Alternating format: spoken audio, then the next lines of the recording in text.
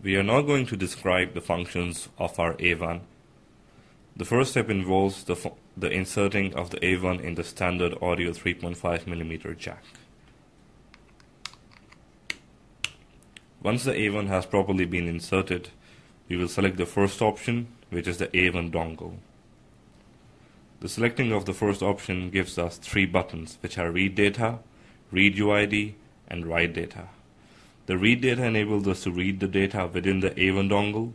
The Read UID enables us to read the unique identification number associated with every A1, and the Write Data enables us to write the data inside the A1. The data text field here presents the data which the user can decide to write within the A1, and the number represents the sector number. The first option is the Read Data. As we can see, the block data is provided. This is the data currently stored inside the A1. The second option is the Read UID. This UID is the unique identification number associated with this A1, which is non-editable. And finally, the option of writing the data. This can be chosen by the chooser according to his own requirements or his own need. And this step involves the writing of the data, and if the writing of the data is successful, we are presented with a message which says that write data is okay. In the case where the writing data is unsuccessful or a failure occurs, we will be presented with the information which says that write data error. A short example of this could be illustrated when you remove the A1 from the phone and try to perform any of the operation. In this case, you will get the error stating that the data could not be written and the write data error alert is produced. This section focuses on the use of our A1 with respect to various kind of cards and tags. As mentioned earlier, our proprietary A1 supports a wide range of tags and cards. The tags and cards under consideration here would be the ultralight tag and the Mayfair tag. To access the option of using the card and reading the data from the card, we need to press the second button, which is the card tag option. Once we move on to this screen, we will see a wide range of options. The first option is the Read UID, which enables the user to read the unique identification number. This option is valid for all kind of cards, tags, and all kind of devices which can use the A1, since each of the device contains a unique identification number. The second and third option, which is the Read Tag Data and the Write Tag Data, enables the user to read the data within the tag and also write the data onto the tag. The last two options are valid for the ultralight tags. We will start our procedure with the ultralight tag first. Pressing the last option enables us to read the data inside the ultralight. We can also use the Read UID function, which enables us to read the UID of the ultralight tag. The last option is the option to write the ultralight. If success, we are presented with the alert dialog box, which says that the writing process was completed. Our second option would be the use of the Mayfair card. We can again use the Read UID function to read the UID of the Mayfair card. We can read the tag data. This tag data corresponds to sector number 2. As mentioned, there are 15 sectors provided in the Mayfair card. However, for demonstration purposes and for security purposes, we are only considering the sector number 2. The user can use other sectors as well for storing of data. The last option is to write the tag data. If success, a write tag data OK information is presented to the user, and the user can then check the information.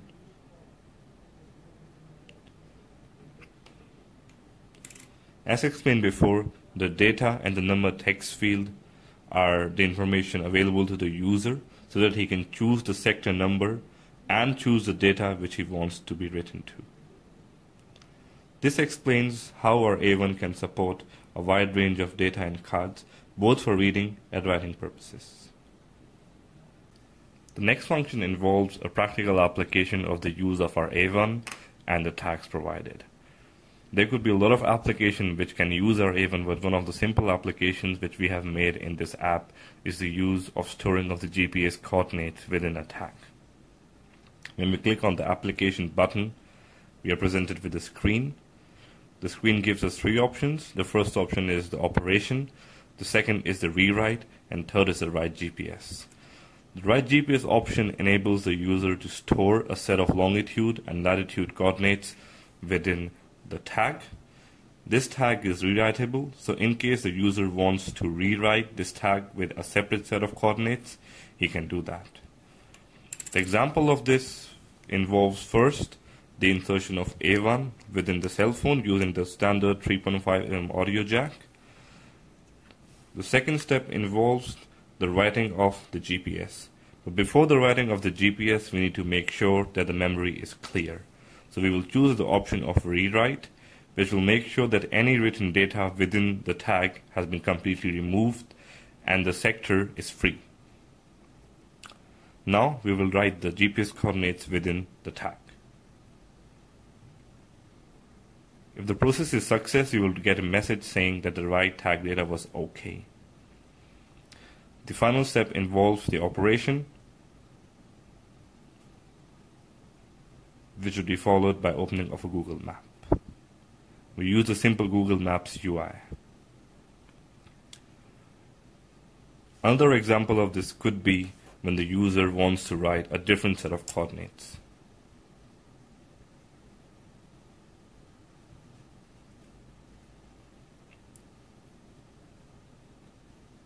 In this case, I have changed the latitude from -16 to +16. Again, the first thing we need to do is we need to clear the memory. The memory being cleared, we can now write the GPS coordinates. And now we can perform the operation. And as you can see, the coordinates are being displayed and the Google Maps is open, which is free to use for the convenience of user. This application provides great convenience to users because in case they don't remember the GPS coordinates or in case they don't have access to the address, they can simply store the coordinates within this tag, carry this tag, and can access the Google Maps at any time. And this tag is completely rewritable. This is a small example of the applications, of the type of application which can be made. Future enhancement could use a Facebook login or even opening of various websites whose addresses are stored within this tag. Further information about our products such as A1 and our future products can be obtained in the information button. The clicking on information button shows us with written information about our A1 and our K1. Further access to the website can be done by clicking the button which is represented by iPhone logo.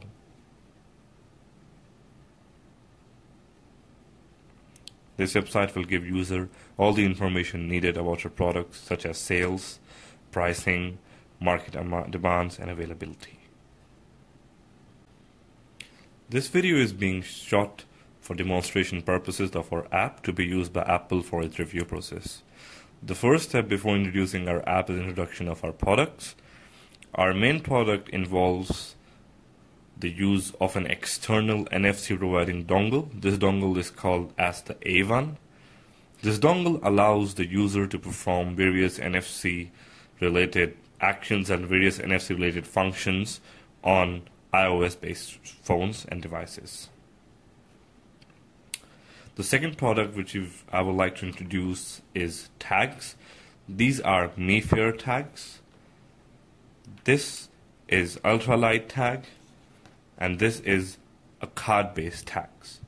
Each of these tags contain variable amount of memory.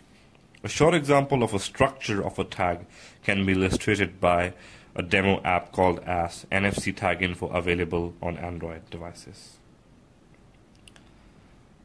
This tag contains 16 sectors and 64 blocks. A short example of the structure of a sector can be represented in this form. For our application, we have only performed the use of sector number 2. This is done for security purposes as well as to save storage. In the future, the user could decide to use sector 3, sector 4, sector 5, or any of the other sector depending on his convenience. The user could even decide to use more than a single sector, but for this app, we are going to use only the sector 2. The structure of each of the tags is different from each other.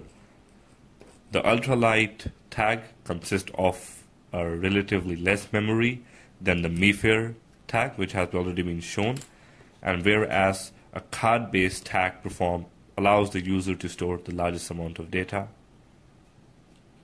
Our app currently supports the 3 tags which we have shown, which are the MeFair, ultralight, and the card-based tags.